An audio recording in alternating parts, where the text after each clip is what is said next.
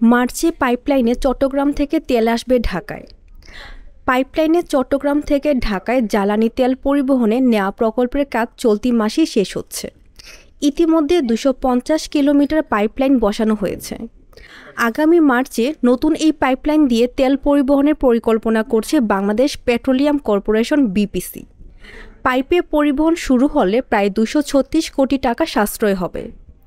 বিপিসির কর্মকর্তারা বলছেন, এই প্রকল্প বাস্তবায়নের ফলে জ্বালানি তেল পরিবহন খরচ কমবে, নির্বিঘ্ন হবে সরবরাহ ব্যবস্থাও, পরিবেশ দূষণও রোধ করা সম্ভব হবে।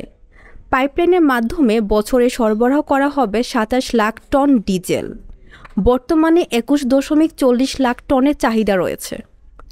প্রকল্পের নথিপত্র অনুযায়ী 2018 সালের অক্টোবরে প্রকল্পটি অনুমোদন পায়।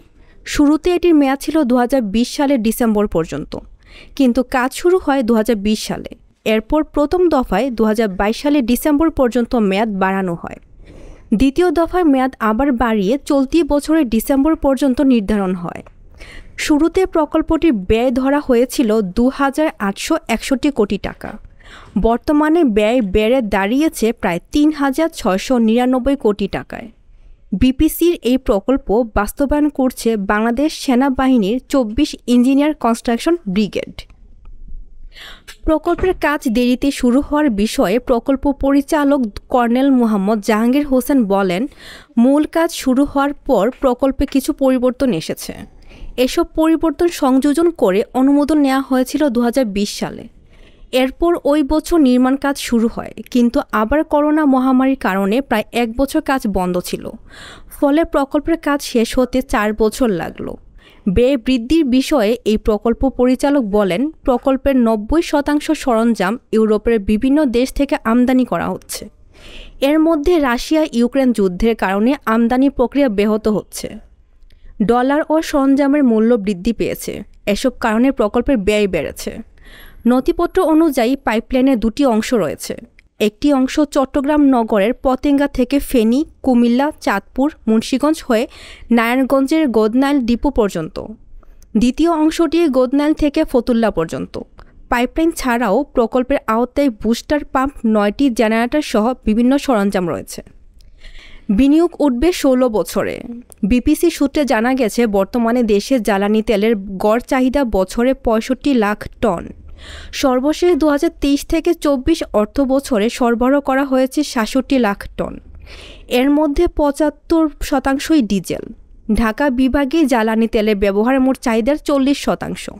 বর্তমানে ঢাকায় তেল পরিবহনের জন্য প্রথমে চট্টগ্রামের পতেঙ্গা থেকে নদীপথে নারায়ণগঞ্জের গোদনাইল ও ফতুল্লা ডিপোতে নেওয়া হয়। এরপর সেখান থেকে সড়ক পথে ঢাকায় তেল পরিবহন করা হয়। পরিবহনে ব্যবহৃত হয় প্রতি মাসে প্রায় 150টি ছোট বড় জাহাজ। এতে বছরে 200 কোটি টাকা খরচ হচ্ছে। প্রকল্পের নথিতে বলা হয়েছে, প্রতি বছর প্রকল্প থেকে 326 কোটি টাকা আয় হবে। পরিচালন, রক্ষণাবেক্ষণ, ফুয়েল, বিদ্যুৎ বিল, জমি ভাড়া সহ আরও কিছু খাতে ব্যয় হবে 90 কোটি টাকা। তাতে প্রতি বছর সাশ্রয় হবে 236 কোটি টাকা। বিনিয়োগ উঠে আসবে 16 বছরের মধ্যে। জানতে চাইলে বিপিসি মনোনীত প্রকল্প পরিচালক মোহাম্মদ আমিনুল হক বলেন, প্রকল্পের নির্মাণ কাজ ডিসেম্বরে পুরোপুরি শেষ হয়ে যাবে। এরপর পরীক্ষামূলক কার্যক্রম, কমিশনিং শেষে পুরোদমে জ্বালানি সরবরাহ শুরু করা সম্ভব হবে। তবে মার্চের মধ্যেই পাইপলাইনে জ্বালানি তেল পরিবহন শুরু হবে বলে জানিয়েছেন বিপিসির পরিচালক অপারেশন ও পরিচালন অনুপম বড়ুয়া।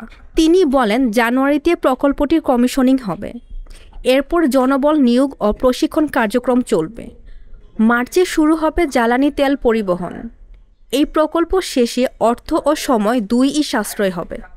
এতক্ষণ আপনাদের সাথে ছিলাম প্রীতি। পরবর্তী নিউজ আপডেট পেতে চোখ রাখুন news24bd.net এর ফেসবুক পেজ এবং ইউটিউব চ্যানেলে।